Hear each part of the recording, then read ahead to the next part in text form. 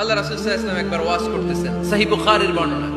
আল্লাহর হাবিব সাল্লাল্লাহু আলাইহি ওয়াসাল্লাম বললেন, ইন্না মিনাশ শাজারি শাজারা, এক ধরনের গাছ আছে, লা ইয়াসকুতু ওয়ারাকুহা, যেই গাছের পাতা কোনোদিন ঝরে না, পাতা পড়ে না, একটা গাছ আছে। মাসালুহা কামাসালিল মুসলিম, এই পাতার দৃষ্টান্ত মুসলিমের দৃষ্টান্ত একই। হাদিসুনি মা হিয়া, দেখি তো কোন সাহাবী বলতে পারে এটা কোন গাছ। আল্লাহর হাবিব বললেন, এমন একটা গাছ আছে যেই গাছের কোনো পাতা ঝরে না। এই পাতার দৃষ্টান্ত, গাছের দৃষ্টান্ত, মুমিনের দৃষ্টান্ত একরকম। ফাহাদিসুনি মা হিয়া, কে আছো বলতে পারো এটা কোন গাছ? কেউ পারে না। সাহাবারা মনে করছে এটা মরুভূমির কোন একটা গাছ হবে। কেউ বাড়ির পাশে যে খেজুর গাছ আছে এটা খেয়াল করে নাই। সবাই চলে গেছে অন্য গাছের দিকে, ক্যাকটাস, গুলমলতা, মরুভূমির রেয়ার যে গাছগুলো আছে, দুর্লভ দুষ্প্রাপ্য গাছগুলো, তারা এক একজন একটার পর নাম বলতে আরম্ভ করলো। আল্লাহ রাসূল সাল্লাল্লাহু আলাইহি ওয়াসাল্লাম বললেন হয় নাই, একজন বলে একটা, আল্লাহর হাবিব বললেন হয় নাই। সবশেষে কেউ যখন পারে না, আল্লাহ রাসূল সাল্লাল্লাহু আলাইহি ওয়াসাল্লাম বললেন, ইন্নাহা নাখলা, এটা খেজুর গাছ। এটা কি গাছ?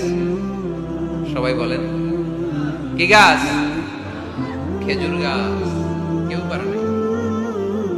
ওয়াজ শেষ, নসিহত শেষ, সবাই বাড়ি ফিরে যাচ্ছে। সাইয়েদনা ওমর ফারুক রাদিয়াল্লাহু তাআলা আনহু উনি ওনার ছেলে আব্দুল্লাহ ইবনে ওমরকে নিয়ে যাচ্ছে।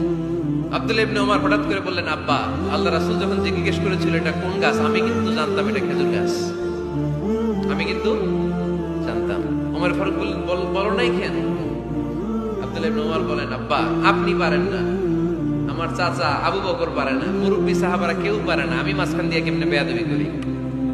সুবহানাল্লাহ পড়বেন না? ওমর ফারুক বললেন, বলো কি? তুমি যদি আজকে বিশ্বনবীর সামনে উত্তরটা দিতে পারতা, আমার ছেলে উত্তর দিতে পেরেছে, এটা জেনে আমার বুকটা এত বড় হয়ে যেত। ও আব্দুল্লাহ, কেন তুমি বললা না?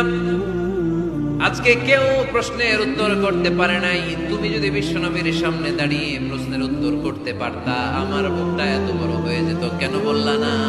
তুমি বললে আমি বড্ড খুশি হয়ে যেতাম। সুবহানাল্লাহ পড়েন। তার মানে মাঝে মাঝে জুনিয়ররা সিনিয়রদেরকেও হার মানায়, এরকম আসলে নাই। এজন্য পরামর্শ করবেন, অবশ্যই পরামর্শ করবেন। সাইয়েদনা ওমর ফারুক যখন খলিফা, তিনি মুরব্বীদের মিটিং এ একটা ছোট্ট বাচ্চাকে রাখেন, অল্প বয়স্ক এক সাহাবী। ওই সাহাবীর নাম আব্দুল্লাহ ইবনে আব্বাস রাদিয়াল্লাহু তাআলা।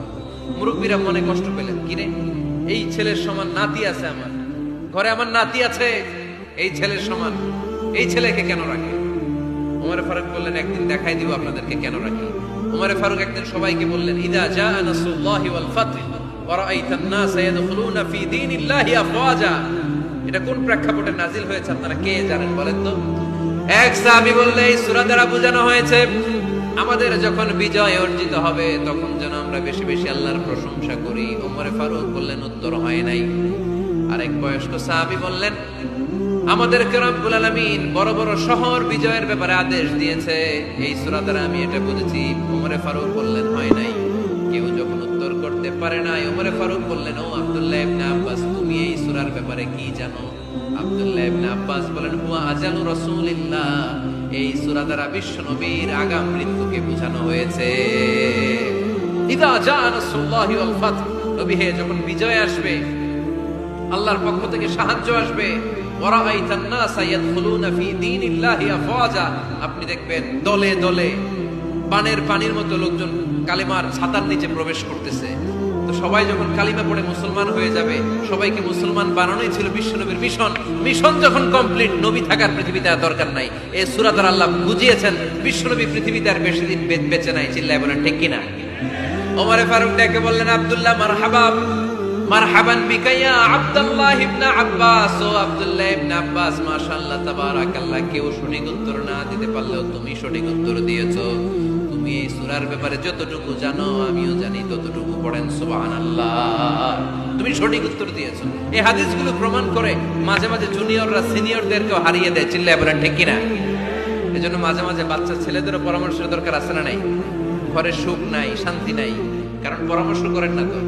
আব্বা আম্মার পরামর্শ নেন, স্ত্রীদের পরামর্শ নেন, ছেলে মেয়েদের পরামর্শ নেন।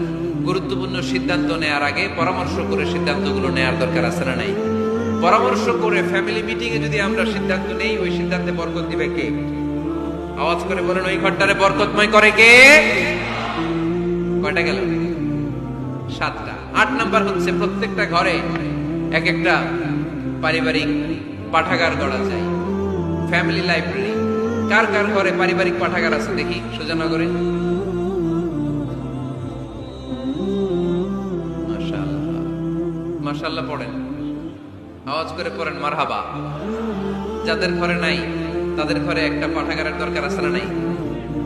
একটা শোকেস বানাবেন, ওখানে ইসলামী বইগুলো রাখবেন, ইসলামী সাহিত্যগুলো রাখবেন, তাফসিরগুলো রাখবেন, হাদিসের বইগুলো রাখবেন। একটা পারিবারিক পাঠাগারের দরকার আছে না নাই? কোরআনের প্রথম আয়াত হয়েছে পড়ো। কোরআনের প্রথম আয়াত কি? আল কোরআনের প্রথম বাণী পড়ো, আল হাদিসে নবীর কথা পড়ো।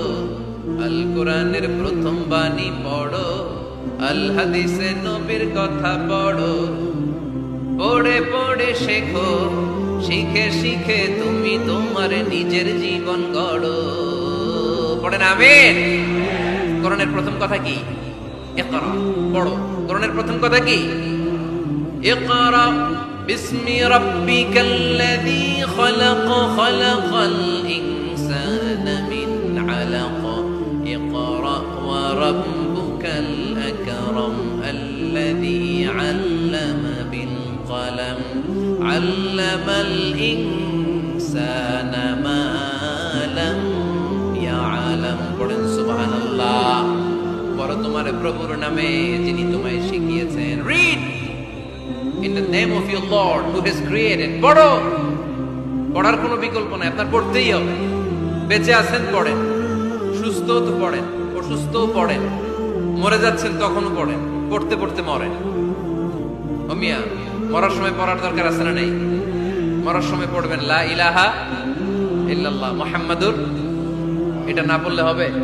তার মানে মরার সময়ও পড়তে হবে। চিল্লায় বলেন ঠিক কিনা? তাহলে সুখী, সমৃদ্ধ, আলোকিত একটা পরিবার গড়ার 8 নম্বর পয়েন্ট হচ্ছে একটা ফ্যামিলি লাইব্রেরি। প্রত্যেকটা ঘরে এত যেন নেই যে আমাদের প্রত্যেকের ঘরে আমরা যেন ছোট্ট করে একটা পাঠাগার বানাই। ওখানে যেন বিভিন্ন ধরনের বই, বিভিন্ন ধরনের বইয়ের কালেকশন রাখি। বই কিনুন, বই পড়ুন, প্রিয়জনকে বই উপহার দিন। বই কিনে কেউ কোনোদিন দেউলিয়া হয় নাই, ঠিক কিনা? পড়তে রাজি আছেন তো? এই যে কোরআনের বঙ্গানুবাদ পাওয়া যায় না এখন, কথা বলেন। স্মার্টফোন আছে কার কার দেখি? হ্যাঁ, কারা কারা স্মার্ট দেখি?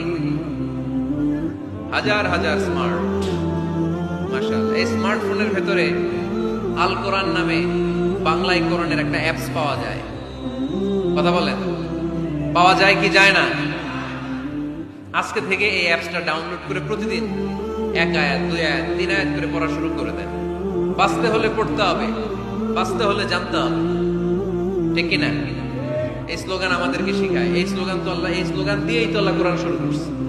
ইকরা বিসমি রাব্বিকাল্লাযী খালাক। বাঁচতে হলে জানতে হবে, বাঁচতে হলে পড়তে হবে, পড়ার কোনো বিকল্প নাই। আওয়াজ করে বলেন ঠিক কিনা?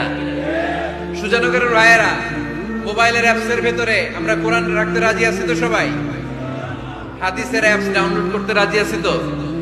বাস রাজি আছি, ডাউনলোড করে রেখে দেবো, আর কেউ পড়বো না নাকি? হ্যাঁ, প্রতিদিন একটা আয়াত হলেও যেন আমরা পড়ি। আল্লাহ যা বলা দরকার সব বলে দিয়ে গেছে, নতুন করে আর কিছু বলবে না। আমরা যেন পড়াশোনা করি, আমরা যেন একটা পাঠাগার বানাই। আবারও কখনো আসার সুযোগ হলে আমি জিজ্ঞেস করবো, যদি আমার মনে থাকে যে আপনাদের পাঠাগার আছে কার কার ঘরে, সেদিন সবার হাত তুলতে হবে। এমনি পারা যাবে তো? আল্লাহ তুমি তৌফিক দাও। এজন্য একা একা সিদ্ধান্ত নেবেন না, নারীদের কাছ থেকে পরামর্শ নেবেন। আল্লাহর হাবিব সাল্লাল্লাহু আলাইহি ওয়াসাল্লাম নারীদের পরামর্শ গুরুত্ব দিয়েছেন। মাঝে মাঝে জুনিয়রদের পরামর্শ নিতে হয়, ছোট্ট বাচ্চাদের পরামর্শ নিতে হয়। ছোট্ট বাচ্চাদেরকে বোকা মনে করবেন না, ছোট্ট ছেলে মেয়েদেরকে বোকা ভাববেন না, ওদের মাথায় বুদ্ধি আছে। মাঝে মাঝে জুনিয়ররা সিনিয়রদেরকে হারায় দেয়, আছে না নাই? আল্লাহর হাবিব সাল্লাল্লাহু আলাইহি ওয়াসাল্লামের একটা বৈশিষ্ট্য ছিল, তিনি কিছু খেলে খাওয়ার পরে বন্টন করলে কোন দিক দিয়ে করতেন? আওয়াজ করে বলেন না, ডান দিক থেকে। একবার তিনি দুধ খেলেন, দুধ খেয়ে বন্টন করবেন, কিন্তু ডান দিকে দাঁড়িয়ে ছিল একটা ছোট্ট ছেলে, আর বাঁ দিকে মুরব্বী সাহাবারা। আল্লাহর হাবিব সাল্লাল্লাহু আলাইহি ওয়াসাল্লাম এই ছোট্ট ছেলের কাছ থেকে অনুমতি চাইলেন। তার মানে ছোট্টদেরও পরামর্শের দরকার আছে না নাই? আল্লাহর হাবিব বললেন, আতাআযানু লি আন উ'তিয়া হাউলা। আমার স্বভাব হলো খাবার বন্টনের সময় ডান দিক থেকে করি, কিন্তু এখন ডান দিকে তুমি ছোট্ট মানুষ, বাম দিকে বয়স্ক সাহাবারা। তুমি যদি অনুমতি দাও, তোমার আগে বয়স্ক সাহাবাদেরকে দিয়ে আমি খাবার বিতরণ করতে চাই। ছোট্ট ছেলেটা বলল, ইয়া রাসূলুল্লাহ, লা উসিরু বিনাসিবি মিনকা আহাদান। আপনার এই বরকতের জিনিস আমি অন্য কাউরে দিতে চাই না, আমার ভাগেরটা আমি আগে খাইতে চাই। যেহেতু হিসাবে আমি পাই, আমারে আগে দেন, আমি দিব না। সুবহানাল্লাহ পড়েন। সে যেহেতু রাজি হয় নাই, আল্লাহ রাসূল সাল্লাল্লাহু আলাইহি ওয়াসাল্লাম দিতেও পারে নাই। আল্লাহর হাবিব সাল্লাল্লাহু আলাইহি ওয়াসাল্লাম দুধের পেয়ালাটা মুরব্বিদের হাতে না দিয়ে ছোট্ট বাচ্চার হাতে তুলে দিয়েছে। চিল্লায় পড়েন আল্লাহু আকবার। তাহলে ছোট্ট বাচ্চাদের পরামর্শের দলিল আছে না নাই?